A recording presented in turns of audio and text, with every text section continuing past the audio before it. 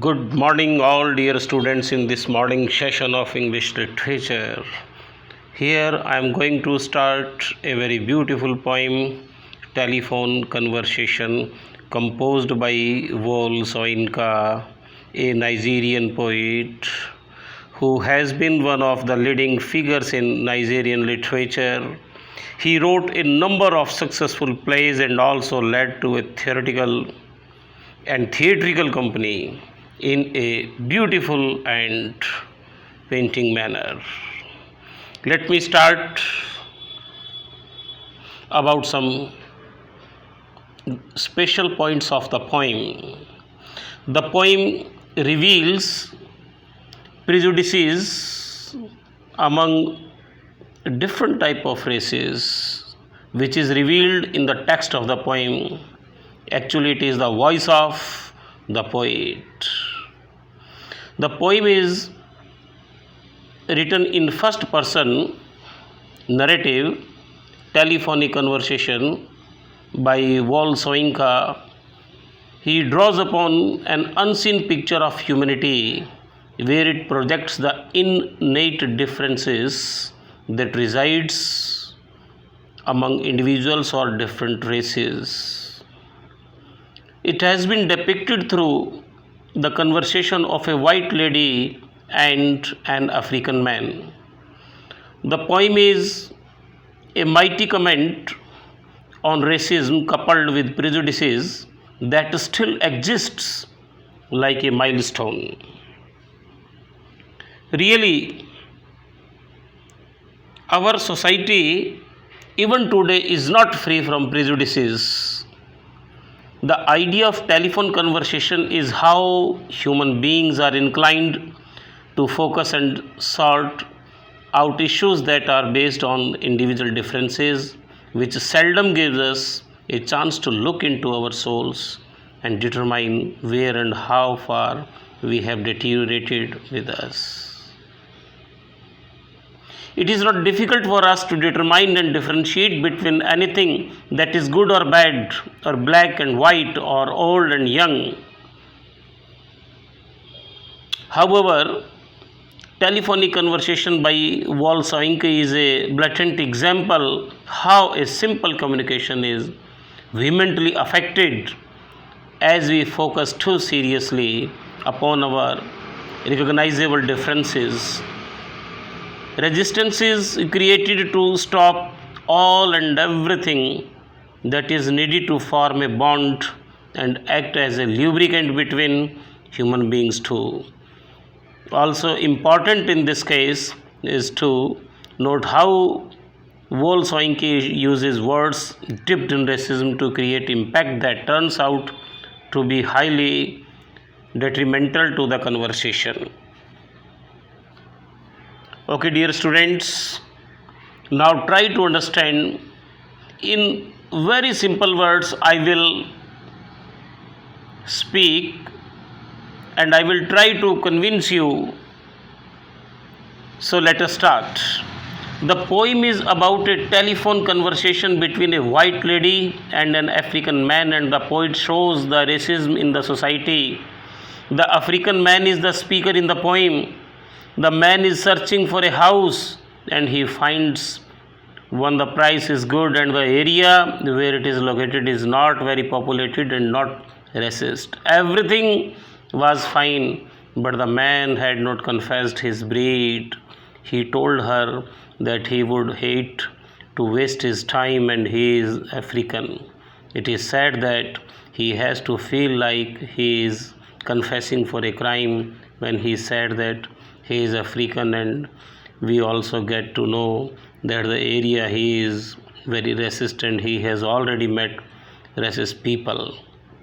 Actually, dear students, learners, एक African पुरुष और एक गोरी महिला जिसकी स्किन गोरी है, इंग्लैंड की, जो ओरिजिनल लंडनर्स हैं, गोरी स्किन वाले, चकते से होते हैं जिनके ब्राउन स्किन वाले, उनके बीच में टेलीफोन कन्वर्सेशन है. तो ये अफ्रीकन आदमी फ़ोन पर बात कर रहा है मकान किराए पर लेने के लिए, और वो महिला बिल्कुल जो मालकिन है, गोरी महिला है, इंग्लिश लेडी है, वो तैयार हो गई है मकान देने के लिए, कोई दिक्कत नहीं है। लेकिन लास्ट में महिला एक बात पूछती है कि आप कहाँ के ओरिजिन रहने वाले हैं, नेटिव कहाँ के हैं, मूल नागरिक कहाँ के हैं। जब ये कवि अफ्रीकन शब्द प्रयोग करता है तो बस सुनते ही वो गोरी लेडी किराए पे मकान को देना नहीं चाहती है। वो चाहती है कि कोई उस जैसा ही इंग्लिश मैन हो तो उसको मकान किराए पे दिया जाए, काले आदमी को मकान ना दिया जाए। प्रिय विद्यार्थियों, यही जातिगत या नस्लवाद के पूर्वाग्रह प्रेजुडिसेस कहलाते हैं। यही प्रेजुडिसेस, यही पूर्वाग्रह हैं। अब बिना जाने उस गोरी महिला ने मना कर दिया कि उसको, वो पूछ रही है कि आप डार्क हैं, कितने डार्क हैं, ज़्यादा डार्क हैं, कम डार्क हैं। वो क्या बता रहा है पता है? सामने से पोइम का टेक्स्ट पढ़ेंगे ना, क्या मेरी जो हथेली है ना अंदर से वो बिल्कुल गोरी हैं। ये बात कहता है वो बेचारा शर्मर था। अन्य अंग भी साफ़ हैं कई। कहता बस जिस सीट पर बैठता हूँ ना, अपने चेयर पे बैठते हैं, सबसे नीचे क्या टच होता है ना, शरीर की बैक सीट जिसको बोलते हैं। कहता वो सीट के साथ रगड़ रगड़ के ब्लैक कलर की हो गई है। और बाकी फिर भी वो पूछते बहुत ज़्यादा ब्लैक, कम ब्लैक, डार्क ब्लैक, ब्रूनिटी ब्लैक। ब्रूनिटी ऐसी महिला को कहते हैं जिसकी स्किन भी ब्राउन हो और हेयर भी ब्राउन हो। तो जब बस इतनी सी बात सुन कर के कि वो अफ्रीकन है, काला निग्रो है, उस नस्ल का है, इस बात से वो गोरी महिला मकान देने को तैयार नहीं होती। और ये बात शब्दों के रूप में बहुत ही सुंदर तरीके से कवि ने हमारे सामने प्रस्तुत की है। ये टेलीफोन पर कन्वर्सेशन हुआ था, इसलिए इस पोइम का नाम पड़ा टेलीफोन कन्वर्सेशन। और ये इन कवि का नाम है वोल सोइंका, नाइजीरिया के थे। तो ये नाइजीरियन पोइट है और इन्होंने नाइजीरियन लिटरेचर में बहुत बड़ा काम किया। ये ड्रामेटिस्ट रहे, थिएटर में थिएट्रिकल वर्क किया है, इसलिए इनको मानी जानी हस्ती है। अपने दिल का दुखड़ा व्यक्त कर रहे हैं कि किस प्रकार से पूर्वाग्रह व्यक्ति के जीवन में आ जाते हैं। ये क्लियर हो गया? अब अपने फिर एक बार मेरे साथ देख लो। अब वो बार बार पूछती है कि आप काले कितने हैं।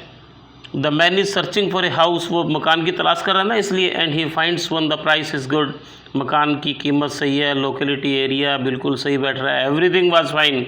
But the man had not confessed his breed.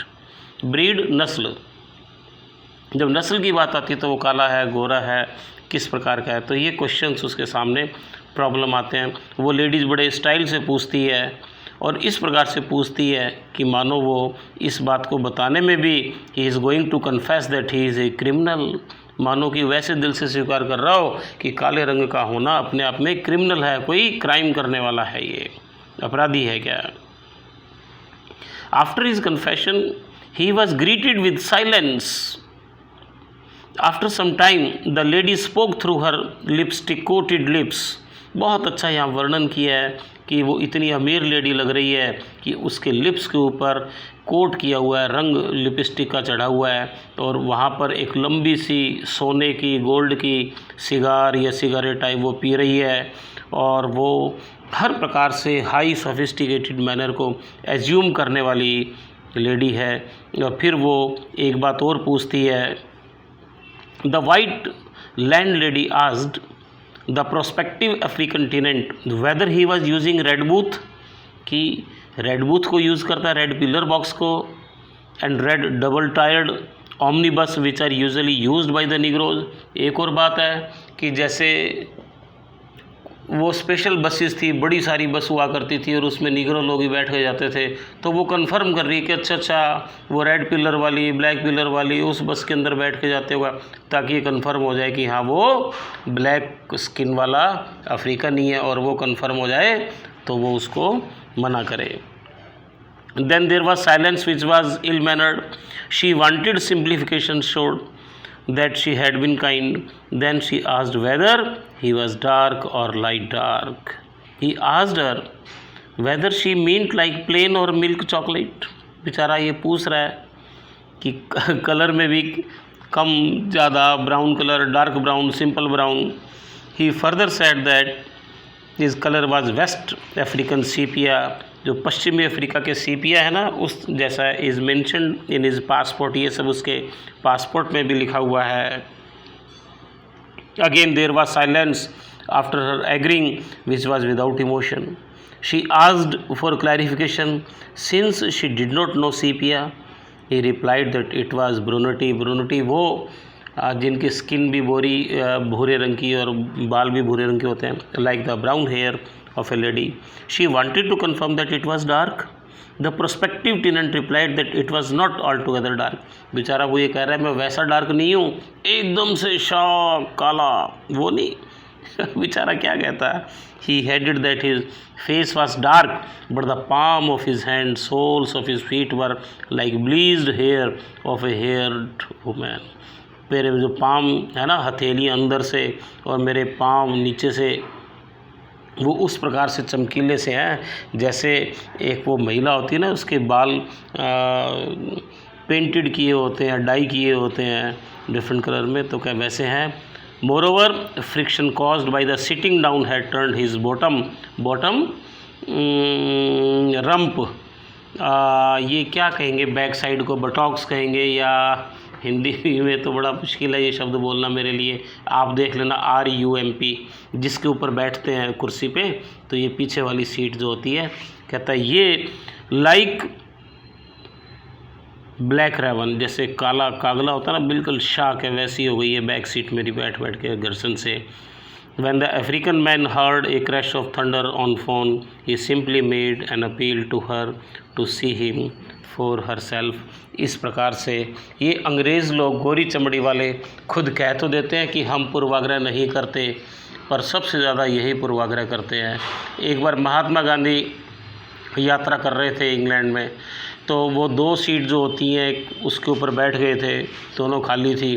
तो एक अंग्रेज़ आदमी आया, वो उस सीट पर नहीं बैठा जिस पर महात्मा गांधी के पड़ोस वाली सीट पड़ी थी, उसको कालिया ब्लैक की करके छोड़ गया, और दूसरी सीट पे जहाँ 2 लोग बैठे थे ना गोरे, उसमें तीसरा फंस के बैठ गया, पर वहाँ नहीं बैठा, उस पर सीट खाली पड़ी थी. तो ये अंग्रेज़ लोग शुरू से ही पूर्वाग्रह जो करते हैं, इसने बहुत हिम्मत करके बेचारे ने यहाँ प्रेजेंट किया है, प्रस्तुत किया है बहुत सुंदर कविता के माध्यम से.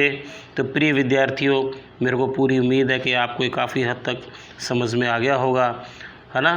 तो अब ये पोइम की जो स्टेंजा वाइज है मैं थोड़ा पढ़ के बता देता हूँ टेक्स्ट आपको. The price seemed reasonable, location वही जो मकान लेना था ना, reasonable price, location indifferent, the landlord is swore she lived off premises, nothing remained but self confession, madam I warned I hate a wasted journey, I am African, silence transmission, pressurized good breeding voice when it came, lipstick coated long gold road cigarette holder piped, होठ ऐसा वर्णन किया है कि उसके ऐसी golden shape में वो बन रही थी जैसे सीट के अंदर एक सोने की सिगार चिपकी हुई हो, इस प्रकार से उसका सोफिस्टिकेटेड मैनर. और सबसे बड़ी शर्मनाक बात है, caught I was foully, how darky she uses, how darky you are, I had not misheard, मैंने गलत नहीं सुना था, ये लेखक कह रहा है. आर यू लाइट और वेरी डार्की, क्या आप ज़्यादा डार्की हैं, ज़्यादा काले हैं या कम काले हैं. अर्थात यहाँ से इसका फिर स्ट्रेस दे रही है, आर यू डार्क और वेरी लाइट. रेवलेशन केम, ये दिल की बात आखिर दिमाग से होठों से बाहर आ ही गई. तो इस प्रकार से ये जातिगत पूर्वाग्रह है, उसके ऊपर कवि ने यहाँ ये प्रस्तुतिकरण दिया है. ओके डियर स्टूडेंट्स, तो ये पूर्वाग्रह है, हमें नहीं रखने चाहिए. अब हम पढ़ लिख गए हैं, तो हमें किसी भी जाति के प्रति, किसी भी संप्रदाय के प्रति, किसी भी नस्ल के प्रति हमें कोई भेदभाव नहीं रखने चाहिए. भारत में भी कुछ ऐसे सामाजिक संगठन हैं जो बिना जाति बिना भेदभाव के संपूर्ण मानव जाति की समाज सेवा के लिए लगे रहते हैं. पर हमें भी ये चाहिए कि जो ऐसे संगठन समाज सेवा में लगे हुए हैं तो उनको हम डिस्ट्रॉय ना करें, बल्कि मानवता का सबक सिखाएं। वेदों में, हमारे धर्म ग्रंथों में वसुदेव कुटुंबकम ये तो बहुत अरबों करोड़ों वर्ष पहले लिख दिया गया था। भगवान कृष्ण भी कहते हैं कि जब ये प्रकृति कुछ थी ही नहीं तो उसकी इच्छा से अनहद नाद था, अनहद नाद जब बजने लगा तो धरती इकट्ठी हो गई, अग्नि सूर्य के रूप में हो गई, जल तत्व समुद्रों के रूप में हो गया, और ये मिट्टी के पुतले जो मनुष्य हैं इनमें एको अहम बहुश्यामी प्राण फूंक दिए गए, मैं एक हूँ अनेक होना चाहता हूँ। धीरे धीरे से ये एक से अनेक बनते गए। अब बताओ यहाँ कहाँ उनकी वाणी में पूर्वाग्रह आया है? कहीं भी पूर्वाग्रह नहीं आया। तो हमारे यहाँ तो वसुदेव कुटुंबकम बहुत पहले से ही था। प्रिय विद्यार्थियों, मुझे पूर्ण विश्वास है कि आप इस कविता के सार को, सारांश को बहुत अच्छी तरह समझोगे, समझ के हृदयंगम भी करोगे और सीखने की विषय वस्तु है आपके लिए। तो इसी शब्दों के साथ जय हिंद, जय Bharat. Thank you dear students.